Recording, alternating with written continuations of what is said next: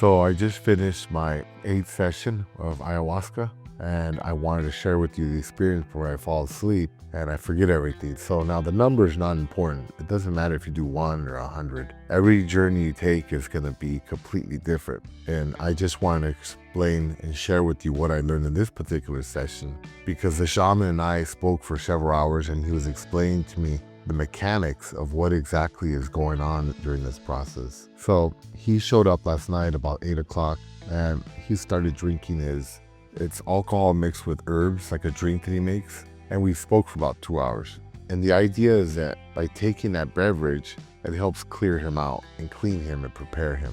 He has to clear his energy, clear his mind of thoughts or unpleasant things or family problems or whatever. So he said he could be laser focused. Otherwise, he could get distracted and he can actually hurt me or whoever else he's working with. And sometimes spirits can actually come in and do damage to him or to me. So we spoke for about 2 hours about what's going on in my life and, issues and things I like to work on.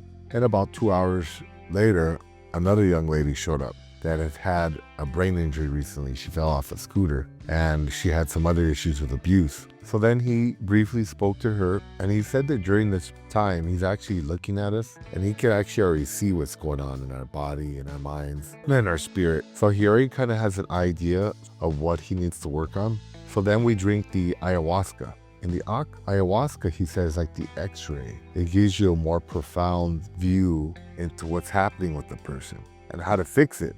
And when we drink the ayahuasca, that's when we connect with the celestial beings.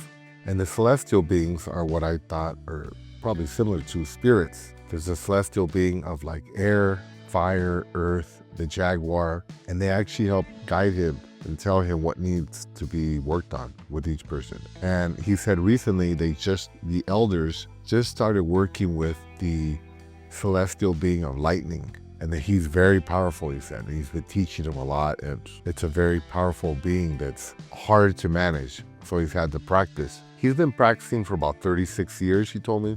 He started when he was a kid, about 5 or 6. And he studied under one guy for 5 years and his grandfather for 3 years. And again, comes through lineage. It has to be in your blood.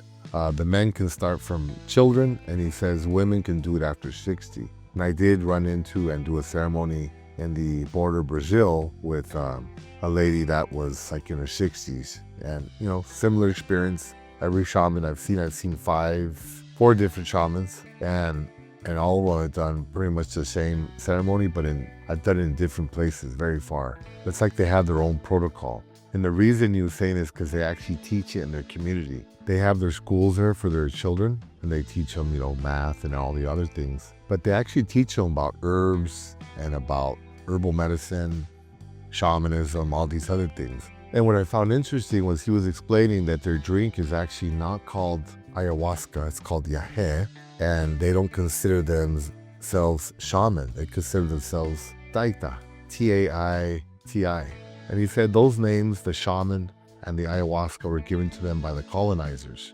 I thought was interesting. But shamanism, he says, is a name that's used generally, and that would include the people I've seen in other countries, like in North America or in Mongolia. There's people in Siberia that are shaman, and they're similar, but they're different. And these South American shaman, they're doctors, they're healers. They actually have an ID card, he says, that they're given their community that shows that they're kind of like licensed to practice their medicine and that how many years of experience they have. So his, I guess, has 36 years on it. So this is actually a lot more structured than I thought. So we took the drink, and then I saw him going around the house. He was blowing smoke from a cigar, and he was saying that's basically to clear the space and clean it. He said that this space, I'm in an Airbnb, there's a lot of heavy energy here, which, understandable. People rent it, they drink, they party, they do who knows what. So he had to clear the energy, and then he said he had to deal with the spirits that were here. This is a really old house. I'm in an old neighborhood. He says oftentimes these old houses, they have spirits that live in them. This particular house, he said, had dwarves living here from ancient times. He says it could be because the house was built on ceremonial land, or because maybe, they may have moved here. So when he comes to a space like this to work, he has to ask them permission to work here. So he was talking to them directly, and he was asking them permission And sometimes they said, yeah, go ahead. And he says, in this case, they said, go ahead. And I asked him if he could get rid of them. He says he can't. You just have to kind of do your ceremonies to kind of push them off so they don't interfere. And he says they do try to interfere throughout the night. So he has to stay focused because they'll interfere. And once you drink the ayahuasca and the taita drinks the ayahuasca, other bad spirits can enter either one of you and possess you. So you could have to have a shaman or an exorcism. And I actually did experience that when I did the large group. There wasn't a guy that got possessed who's barking. He started actually biting people and he drew blood from one person. So there were like 4 or 5 taitas or shamans. They had to grab him and take him down to the ground, and like they literally worked on him for like 3 hours to clear the spirit out of him. He was clearing these dwarves out, and then at one point I saw him going to the bathroom and he was praying and doing ceremonies in there. He was drinking the alcohol-based tincture with herbs and spraying it out and like chanting. And he said there was a really strong negative energy in the bathroom, so he had to go and clear it out. So otherwise, he says they were blocking, they weren't allowing us to do our work. So he prepped the space, and then he was like meditating and playing the harmonica and doing ceremonies, and I was sitting there. We sat all night. We finished at 6 in the morning, and he said the timing was important. Usually start these between 8 and 10 o'clock at night because that's when the energy is stronger. The moon's out, but it's also when these spirits come out that live in these homes.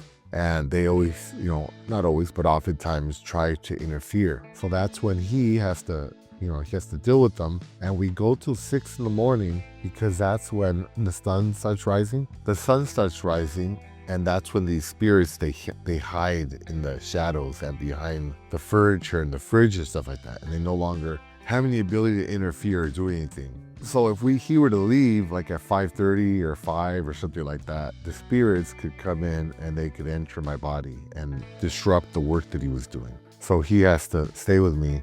And there was, the other young lady was here with us till the morning. Now, he says that when he's working with people, he sometimes has to travel with them. And if he's in a group of like 20 people, he says maybe 1 or 2 people, he might have to go somewhere with them. Otherwise, he just works with them there on the spot on what they need to resolve, what they need to heal. And that's much easier for him. He said that tonight, in my process, we need to travel because I'm a little more advanced, just because I've done this several times and we've already cleared things out. Now we're getting to things that we need to explore. He connected with the celestial beings and they told him that we need to travel to Peru to meet the Inca Empire. Now, apparently there's 4 empires. There's one in Peru, there's one in Mexico with the Aztecs, there's one in their tribe, and there's one in India. The Celestials tonight told him he had to take me to Peru. And we went over there, we traveled, and he said it was difficult because they don't want to let people in. Right away, they're protecting there. And the Incas were like, who are you? He's like, well, I'm, Clemente, I'm a taita. And they said, you don't belong here, you need to leave. And he said, no, I'm one of you. They said, no, you're not. And he said, yes, I am. My blood is pure like yours. And they said, well, we're pure Inca. What are you? He says, I'm pure his indigenous people. They said, okay, and who is your friend? Who is that with you? Which was me. He said, that's my friend, Ernesto. And we were sent here by the Celestials to study and to learn. And he says, oftentimes they'll say no, and you have to leave. They don't let you in. But they said, okay, come in. We went in there. I, of course, was awake. I was sitting there meditating and I was thinking about all sorts of things. When you take ayahuasca or yahe, you're processing lots of things that are happening in your life. Like little things with, let's say, conflicts with coworkers or issues with tenants or with family members that are not completely resolved, but they're kind of like in the back of your mind maybe. And you're just running through them, processing them, and just getting rid of it, dealing with it. So while I was doing that, he was with me, or at least I didn't know I was in Peru. And all of a sudden, I did feel totally different. I felt energized. I mean, we were probably 4 in the morning, and I felt like I was just waking up in the morning all of a sudden. I just felt this rush of energy. I felt revived. I felt lighter. It felt like there was air or weight on me, and the weight got lifted off me. And it felt like I could expand out, stand up, and just raise up to the ceiling. I just felt enlightened. I felt really good. And he said apparently what happened was I recharged, and I apparently have some history with the Incas. I may have been an Inca at some point in my past life. So he said the interesting thing was that to get there, he had to take me there. He had to guide me. which is normal. And typically he has to bring people back. But he said that once I was there, I went through my process with the Incas, I got recharged, I gave him my back, and I actually came back on my own, back to here, to where I am, in Cali, Colombia. He said that was a very good sign because it shows a lot of progress, that I'm learning now to be independent. And if I study and I work hard, I could learn how to just do the travel on my own places according to what the celestials tell me. But that's something that would be way ahead. But for now, he said it showed a lot of strength and independence to be able to come back on my own. He followed me back to make sure I was safe, but I was able to get back to my body here independently. Now, the young lady that was here, he took her close by to a waterfall to heal her brain damage and her emotional traumas. But myself, we went to see the Incas, which was interesting. So then I asked him about the past lives. And he said that the shamans or the taitas, they don't deal with past life.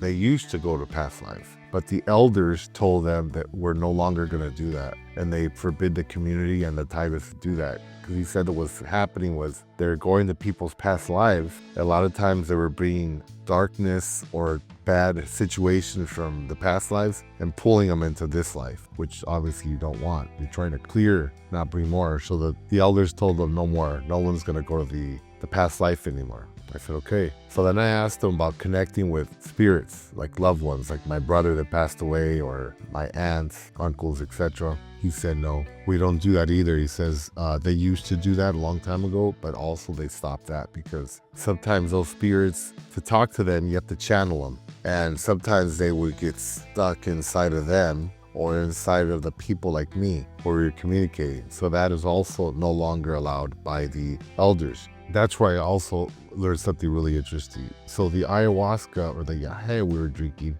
was made by an elder in the community. He says that when he's in the jungle, he makes his own and he uses it for his processes. But right now he's in the city right now and he has his 2 kids here and he hasn't went back for a few weeks. So he'll order some from one of the other elders to be sent to him. Now he says that when you brew it, the elder that makes it connects their energy with it. So their energy is present and they're actually involved in the ceremony. So he said that when we drank the yahe, not only was he connecting with the celestials, the shaman that made it, he said his name was German. He actually was here with us. And I asked him, well, where is he? He says he's in the jungle and he's asleep. But whenever someone drinks his ayahuasca that he made, he's aware and he actually leaves his body and joins us, okay? So every ayahuasca or yahe you drink is going to be specific and different because you're going to have a different experience because there's a different person that may have brewed it, which I thought was really interesting. So that guy brewed it and whoever else he gave it to, wherever he said someone in the world drinks it, they connect with him and then he's involved in that process. And now I did want to clarify because I have heard of people that buy the ayahuasca, small containers, and take it home somewhere. He says that's kind of pointless. It's kind of like if you drink it, you will feel a little intoxicated because it has alcohol, it's fermented. So it'll feel like you drank or, you can feel kind of inebriated, I guess he said, but that's it. You're not going to connect with celestials. You're just going to be stuck just right here, kind of drunk. So to be able to connect with celestials and to be able to travel in the astral plane and learn and heal and experience, you need a guide. There has to be a guide there with you because when you drink the ayahuasca, they have to open you up and they have to connect you and they have to basically hold your hand and take you to these places and explore and heal what's inside of you, physically or psychologically or whatever other type of trauma you may be experiencing or may have experienced in the past. That's why it's important that when you drink ayahuasca, you do it with someone that actually knows how to use it, okay? Otherwise, someone, let's say they halfway know what they're doing, and I'm not sure you're able to do that because you have to have the bloodline. They can actually guide you somewhere. You can get stuck. Spirits can come into you. It can actually do a lot more damage to you. I could tell he was tired and maybe like 3 or 4 in the morning, he wanted to leave. In my mind, I was guessing, but he couldn't. He said he had to stay till the morning. So we stayed up the whole night. I couldn't sleep. I was so full of energy and I was just feeling so good. So after we finished, he was still working with me, but he started focusing a little more on the young lady that was here. Now he was working with everybody at the same time in one sense, but he's only traveling with one person at a time. So if he's in a group of multiple people, he's going with them. It could be local. Like I said, only like 2 out of 20 will go somewhere far or to the Empire or something like that. But he's traveling with them inside their head in the astral plane with the celestials to heal, basically. So she has had a lot of problems, and he started working on her, and like for several hours he told her to take a nap, because first she drank the ayahuasca and she threw up profusely multiple times. And I actually threw up tonight also. I hadn't thrown up and since maybe like the first time I did it. Tonight I threw up quite a bit, and I felt really good. You know, even though it's uncomfortable, it felt very enlightening. It helped clear a lot of things out of me, so I feel great. I just feel like I'm glowing this morning, and I haven't slept all night. After she threw up several times, she wasn't feeling good. He told her to lay down, and she lay down, and then several times he would stand up and work around her, and then all of a sudden he would run to the bathroom and start throwing up profusely. I mean, dry heaving a lot and then actually vomiting. I mean, it's not something you could fake. It was pretty intense. I mean, when I was doing it, my eyes were burning, they were watering. You know, your nostrils start burning. It feels like it's coming up to your nose, the gastric juice. He was throwing up much more intensely than I was. He was working on her for several hours, and then in the morning, when he does the closing ceremony on us, that's when his voice changed, and he was talking to me about the things I needed to work on. You know, the issues I was having, he says, were due to some people that I guess I had some issues with that had wished me basically like bad energy. So basically he was saying when we had our closing ceremony, where basically he gets these leaves, he shakes them around me, he drinks the alcohol tincture, sprays it on me. That's to clear the energy, close me up. And then he was talking to me in a different voice again, and he was telling me what I needed to work on specifically. He said that there were some tenants and some other people that I had some issues with that he needed to clear the energy. So he talked about, you know, lawsuits I had and other things that are going on in my life, interpersonal relationships with family members and friends, and how to resolve them. And he went into really deep, kind of detailed explanations of what I needed to do and how to do it, which was very helpful. You know, he gave me some insight. And then he did it with the girl, and hers, again, he was like sucking on her head, sucking on her back, sucking on her chest. And they didn't do that with me. He did that with me the first time I met him. He was actually sucking spirits and energies out of her, and then he was vomiting into a big metal pot. And I mean, it's a very exhausting process. We started at 8, we finished like at 6, so it's about 10 hours of this. I mean, he never was resting. He was either traveling or working on one of us. So this helped me understand the mechanics of what was going on, how he prepares, how he connects with the other side, and how it affects us. Okay, so now my energy's cleared, but now I'm gonna go through a process of like 3 months where this medicine is working on me. It's making changes to me. So I'll be back the next 3 months to see him.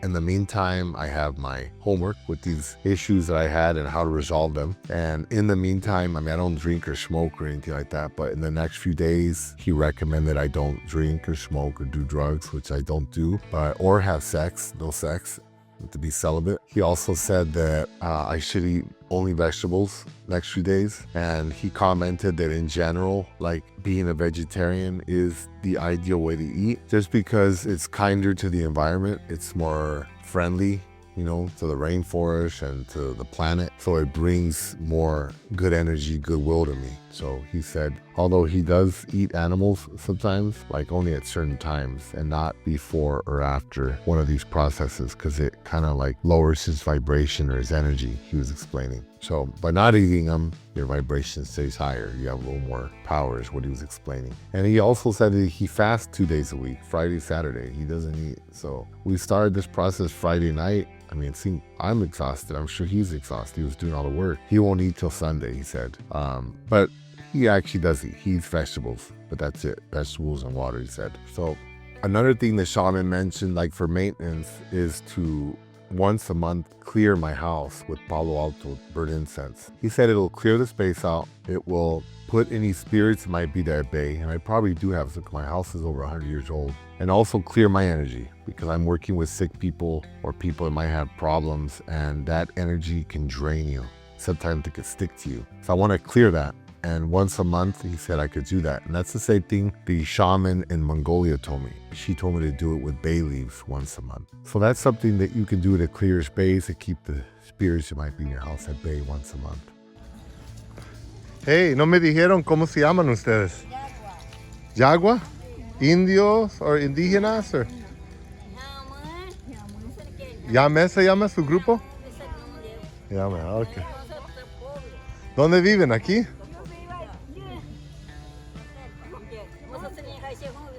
Lejos. ¿Y son de Perú o Colombia o dónde? Colombia, son colombianas. Oh, lejos, ¿ah? Okay, cool. All right. ¿Y tienen hijos? Wow, qué bonito. Oh, y esos también los venden en la artesanía. Ya. Wow, mira, qué interesante. Me gusta mucho todos sus... Mira, ¿esos qué son? ¿Dientes? Eso. Ah, ok. Cool. ¿Qué es eso? ¿Ah? Esos son caracoles. ¿Y esto? Ah, ok. ¿Y esta qué es? ¿Es una planta? Son plantas. Ah, cool. Y mira todo esto, ¿qué tipo de pájaro es eso? Mira, qué bonitos. Wow, mira. Ah. ¿Cómo? ¿Y cómo se llama su idioma? Yagua. Yagua, ok. Ah, qué bonito, me gusta. Mira. ¿Y este? Cool, ¿eh? Wow, mira todo esto. Qué bonito tú. ¿Esto es una semilla o es un diente? ¿De qué? Semilla. ¿Semilla? Está bien bonito. Cool. Oh, wow, mira esto. Estos son semillas. Ah, ok. Cool. Qué bonito. Oh, todos tienen eso.